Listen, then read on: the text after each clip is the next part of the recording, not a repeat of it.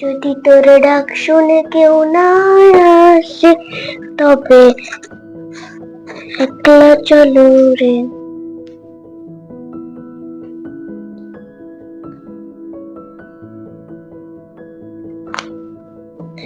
একলা চলো, একলা চলো, একলা চলো, একলা চলো রে। যদি তোর ডাক শুনে কেউ না আসে, তবে একলা চলো রে। একলা চলো, একলা চলো, একলা চলো, একলা চলো রে। যদি তোর ডাক শুনে কেউ না আসে, তবে একলা চলো রে।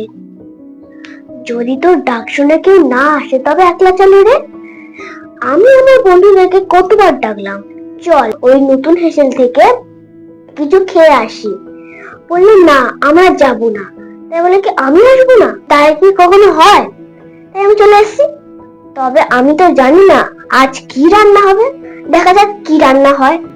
সঙ্গে থেকে আমাদের ওয়েলকাম ব্যাক। নিয়ে চলে এসেছি আজকে রান্নাবাটির দ্বিতীয় এপিসোডে দ্বিতীয় যে রান্নাটি আজ আমি তোমাদের সাথে শেয়ার করব, সেই রান্নাটি একটি স্ন্যাক্স। শীতকালে আমরা স্ন্যাক্স খেতে মোটামুটি সবাই পছন্দ করি কম বেশি। বিশেষ করে শীতকালীন ইভিনিং স্ন্যাক্স যদি হয় চায়ের সাথে বা কফির সাথে, তাহলে কিন্তু মন্দ হয় না। তাই সেরকমই একটা ইভিনিং স্ন্যাক্স আজকে আমি নিয়ে চলে এসেছি।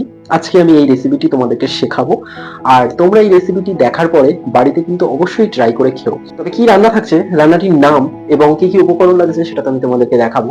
তার আগে তোমাদেরকে বলে রাখি, এই এপিসোডটা কিন্তু তোমরা 1 সেকেন্ড হলেও স্কিপ করবে না, তাহলে কিন্তু অনেক কিছু মিস করে যেতে পারো। কারণ প্রতিটা ইনগ্রেডিয়েন্টস ভালোভাবে দেখতে হবে এবং রান্নার প্রসেসটা ভালোভাবে শিখতে হবে। তো পুরো এপিসোডটা তোমরা খুব মন দিয়ে দেখো। নমস্কার, আমি রাজীব, চলে এসেছি রান্নাবাটির দ্বিতীয় এপিসোড নিয়ে। তো কি কি উপকরণ লাগছে সেটা আমরা এখনই দেখে নেব। তার আগে তোমাদেরকে একটু বলে রাখি, শীতকালীন যে সবজিগুলো পাওয়া যায় বা শীতকালীন যে সবজিগুলো আমরা রান্না করে খাই, সেগুলোর কিন্তু অনেক গুণাগুণ আছে। সেগুলো আমরা বয়েল করেও খেতে পারি, স্ন্যাক্স হিসেবেও খেতে পারি, বা কোনো কারি করেও খেতে পারি। কারণ প্রতিটা সবজিরই আলাদা আলাদা গুণগত মান রয়েছে। তো বেশি কথা না বলে শুরু করছি আজকের এপিসোড। আজকের এপিসোডে আমাদের যে রেসিপিটি থাকছে, সেই রেসিপিটির নাম হচ্ছে ফুলকপি গার্লিক কাটলেট। ফুলকপি গার্লিক কাটলেট করার জন্য কি কি লাগছে চলো চটপট একবার দেখে নিই।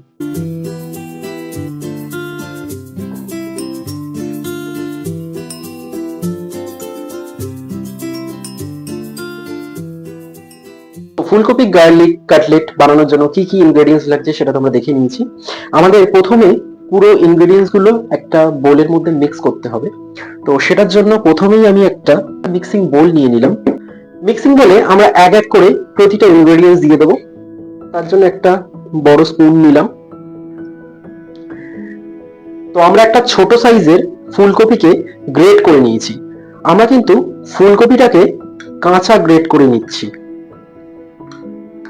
ফুলকপি চাইলে আপনারা সিদ্ধ করে গ্রেট করে নিতে পারেন, কিন্তু ফুলকপি কাঁচা গ্রেট করে নিলে রান্নার যে টেস্ট অন্যরকম হবে। সেটার কারণ হচ্ছে, আপনারা যদি সিদ্ধ করে নেন ফুলকপির যে টেস্টটা পাবেন, কাঁচা ফুলকপির টেস্টটা কিন্তু অন্যরকম পাবেন। কারণ আমরা ফুলকপিটাকে তো গ্রেট করে নিয়েছি। তো এই গ্রেট করা ফুলকপিটা আমরা যখন ডিপ ফ্রাই করব, আমরা তো হালকা আঁচে ফ্রাই করব। তো যতক্ষণ আমরা ফ্রাই করব, তাতে ফুলকপিটা অনেক বয়েল হয়ে যাবে। আর ফুলকপি যদি হালকা অল্প কাঁচা থেকেও থাকে, হাফ কাঁচা হাফ কুকড, তবে কিন্তু খেতে ভালোই লাগবে। তো এরপর আমরা যেটা দিয়ে দেবো সেটা হচ্ছে ম্যাশ করা সিদ্ধ আলু। আলুটা আমরা সেদ্ধই দিচ্ছি।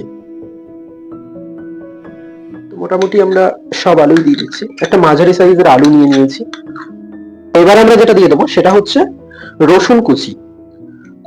রসুনটাকেও একদম গ্রেট করে নেওয়া রয়েছে।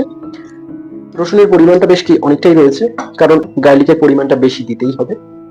তো এবার আমরা দিয়ে দেবো কাঁচা লঙ্কা কুচি। কাঁচা লঙ্কাটা যে যার ঝাল অনুযায়ী দিতে পারেন, যে যেমন ঝাল খেতে পছন্দ করেন সেই রকম ঝালই দিতে পারেন। এরপর দিয়ে দেবো ধনেপাতা কুচি। এরপরে আমরা দিয়ে দেবো garlic chilli sauce. Garlic chilli সসটা দিয়ে দিলাম। আপনারা চাইলে পেঁয়াজও দিতে পারেন, পেঁয়াজ টমেটো দিতে পারেন, তবে আমি পেঁয়াজ আর টমেটোটাকে অ্যাভয়েড করলাম। তবে পেঁয়াজ টমেটো ছাড়া শুধুমাত্র রসুন দিয়ে খেয়ে কেমন লাগে সেটা একবার ট্রাই করে দেখতে পারেন। তো নুনটাকে আমরা মোটামুটি স্বাদ অনুযায়ী দিয়ে দেবো, যে যেমন নুন খেতে পছন্দ করেন। চিনিটাকেও মোটামুটি চিনিটা মোটামুটি একটু মিষ্টি মিষ্টি দেওয়া যেতে পারে, যে মিষ্টিটা খেতে পারেন না অ্যাভয়েড করতে পারেন। আচ্ছা, আমরা লঙ্কার গুঁড়ো একটু দিয়ে দেবো। কুচনো লঙ্কা আমরা দিয়েছি, কিন্তু তাও একটু ঝাল ঝাল তো ভালো লাগে, ফুলকপি আলু দু রকম পড়েছে তার সাথে। আচ্ছা, আমরা এবার দিলাম গরম মশলা। গরম মশলা মোটামুটি এই 1/4 টিস্পুন গরম মশলা দিলেই হবে। আচ্ছা, এটাকে আমরা একটা স্প্যাচুলার সাহায্যে মিক্স করব। তো স্প্যাচুলার সাহায্যে আস্তে আস্তে মিক্স করতে থাকি। স্প্যাচুলার সাহায্যে আমরা মিক্স করে নিই বেশ কিছুটা। এতে কোনো জল পড়বে না, শুধুমাত্র এটা টাইটটা আনার জন্য, টাইটটা একটু ভালোভাবে করতে হবে, তার জন্য আমরা এতে বেসন দেব। বেসনটা দিলে এটা একটু টাইট হয়ে যাবে। তো এটাকে বাইন্ড করার জন্য আমরা বেসন গুঁড়ো দিয়ে দিলাম। বেসন গুঁড়োটাকে কিন্তু অল্প অল্প করে দিতে হবে, কারণ একসাথে পুরোটা দিয়ে দিলে শক্ত হয়ে যেতে পারে। আচ্ছা, স্প্যাচুলার সাহায্যে তো আমরা করছি, সবই ঠিক আছে, বাট এবার আমাকে হাত লাগাতে হবে। আফটার অল আমরা বাঙালি, সে বিরিয়ানি খাওয়া হোক বা মশলা মাখানো হোক, সবটাতে হাত তো লাগাতেই হবে, কারণ হাত না লাগালে মনের মতো করে মিক্সচারটা মিক্সই করতে পারবো না। তো চিনি আর নুন পড়েছে, তো সেই কারণে মোটামুটি ভাবে এটা একটু জল ছাড়তে শুরু করেছে, ফলে বেসনের পরিমাণ আমাদের মোটামুটি ভাবে আরো কিছুটা দিতে হবে। আমরা বেসন দিতে থাকি, কতটা লাগে দেখা যাক। আপাতত দিয়ে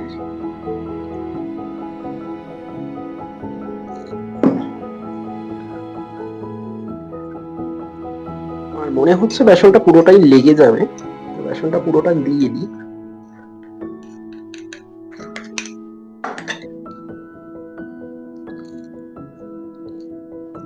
তো মিক্সটা আমাদের মোটামুটি অনেকটাই হয়ে এসছে।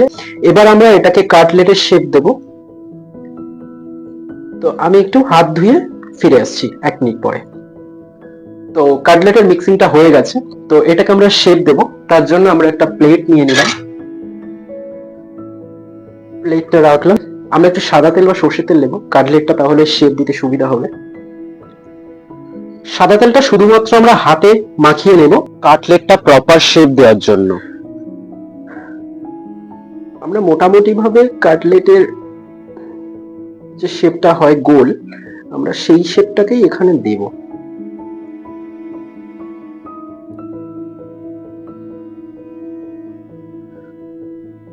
তো আমরা এখানে মোটামুটি বড় বড় শেপই করছি। তো এই হচ্ছে শেপ, এই শেপটাই মোটামুটি কাটলেটের প্রপার শেপ হলে দেখতেও ভালো লাগে, ভাজাটাও ভালো হয়, ভেতর অব্দি কাঁচা থাকে না, ভাজাটা সুন্দর হয়। তো এই শেপে মোটামুটি আমরা 5টা করে নিয়েছি কাটলেট। তো সবকটা কাটলেট আমাদের রেডি হয়ে গেছে। এগুলোকে আমরা এবারে সাদা তেলে ডিপ ফ্রাই করব।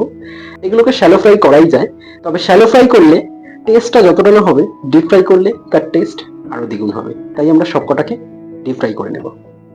তো আমাদের এই কাটলেটটা ভাজার জন্য লাগবে একটা কড়াই। কড়াইটাকে আমরা ইন্ডাকশনে বসিয়ে দিলাম।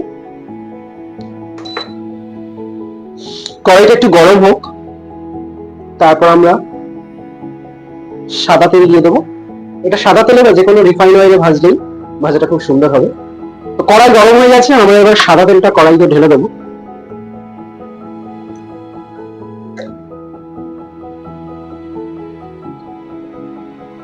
এক এক করে ছাড়তে শুরু করব। তেলটা গরম হয়ে গেছে, তেলটা একটু গরম করে নিয়ে তারপর হালকা একটু ঠান্ডা করে নিয়েছি, কারণ এটা ধিমি আছে, অর্থাৎ অল্প আঁচে ভাজতে হবে, না হলে কাটলেটটা উপরটা পুড়ে যাবে আর ভেতরটা কাঁচা থেকে যাবে। এবার আমরা এক এক করে কাটলেট গুলো তেলের মধ্যে ছেড়ে দেবো।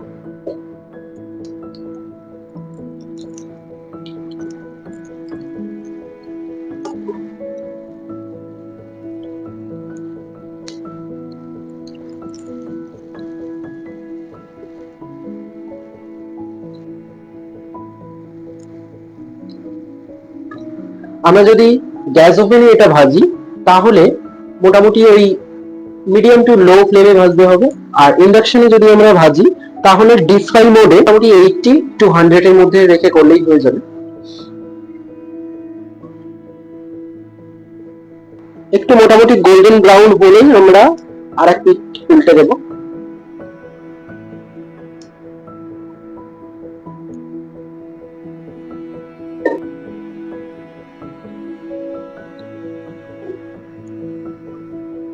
তো দু পিঠই ভালোভাবে ভাজা হয়ে গেছে। এবার আমরা ইন্ডাকশনটা অফ করে দেব আর আস্তে আস্তে সবগুলো কাটলেট আমরা তুলে নেব। তো একটা একটা করে কাটলেট আমরা তেল ঝারিয়ে নিয়ে একটা টিস্যুর মধ্যে রেখে দেব। টিস্যুর মধ্যে রেখে দিলে হবে কি, এক্সট্রা যে তেলটা সেই তেলটা টিস্যু অ্যাবজর্ব করে নেবে। এক্সট্রা তেলটা অ্যাবজর্ব করে নিলে তেলের পরিমাণ কিছুটা হলেও কম লাগবে আমাদের খাওয়ার সময়। যদিও কাটলেট ডিপ ফ্রাই ছাড়া তো খুব একটা ভালো লাগে না, কিন্তু তাও যতটা তেল মুক্ত হওয়া যায় তাই টিস্যুর ব্যবহারটা আমরা একটু করে নিলাম। সবকটা কাটলেটকে আমরা টিস্যুর মধ্যে তুলে নিয়েছি। তো সবকটা কাটলেট আমরা ভেজে নিয়ে টিস্যুর মধ্যে রেখে দিয়েছি তেলটা, এক্সট্রা তেলটা অ্যাবজর্ব করে নেওয়ার জন্য। এবারে আমরা গার্নিশিং করব। গার্নিশিং এর জন্য আমাদের রয়েছে ধনেপাতা, চাট মশলা এবং টমেটো কেচাপ দিয়ে আমরা গার্নিশ করব। ফিরে আসছি গার্নিশ করে।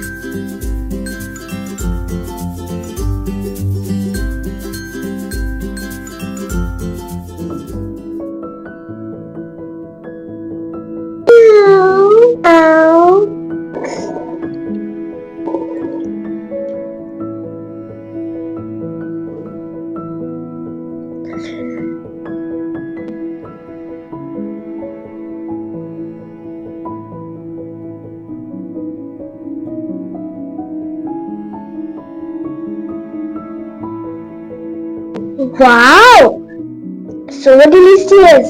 এরকম রান্না তো আমি জীবনে খাইনি।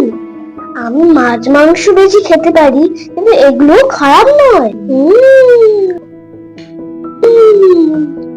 Yummy, tasty, super duper good. তোমরাও কিন্তু বাড়িতে বানিয়ে খেও। কেমন হয়েছে আমাদের কমেন্ট করে জানিও। আমাদের ইউটিউব চ্যানেলটা সাবস্ক্রাইব করো, ফেসবুক পেজে ফলো করো, ও হ্যাঁ, ইনস্টাগ্রামটাও ফলো করো। ও দেখা হচ্ছে পরের এপিসোডে। আজকের মতো টাটা।